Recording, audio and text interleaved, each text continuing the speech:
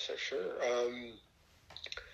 So I think like if you go back 10, 15 years ago, there was a real debate among newspapers about how to handle online and whether you should put up everything for free or have a paywall. And everybody kind of went with the put it all up for free, which I think in retrospect, people realized that was a mistake. Okay. But I think the Globe was earlier to reverse that compared to other outlets and started going more with a paywall.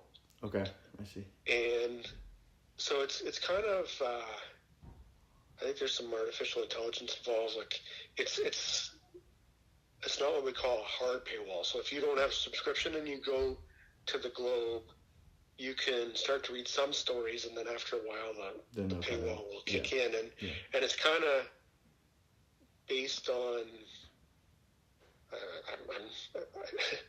don't know all the details, but I think like they can tell like if you've gone back a bunch of times in a month, and then the number of articles you're going to see is going to shrink, and they really push you to subscribe. I see. And so really pushing for subscriptions has been beneficial for us. So I see. So we have a pretty good subscription base.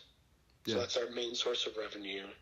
And then the newspaper still brings in a decent amount of money in terms of companies that want to place ads in the newspaper. Like companies still want to do that.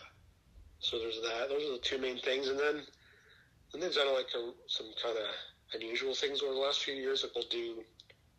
The Globe has a new building in Toronto that's very nice, and the top floor is this event space. And so like, there's like the top floor has this great view of Toronto, and they do conferences and weddings and events. So that's the sort of revenue. And then they're also doing cruises, like Globe and Mail themed cruises, where you go on a cruise with experts from the Globe, but that brings some money. So I think they've done a pretty good job of kind of branching out and having lots of different revenue streams. So I think we're fortunate in that, like, in terms of the Canadian media landscape, we're relatively stable, which is as good as it gets in terms of media, because it's a really rough business to be in these days. But the Globe is at least as stable as the business.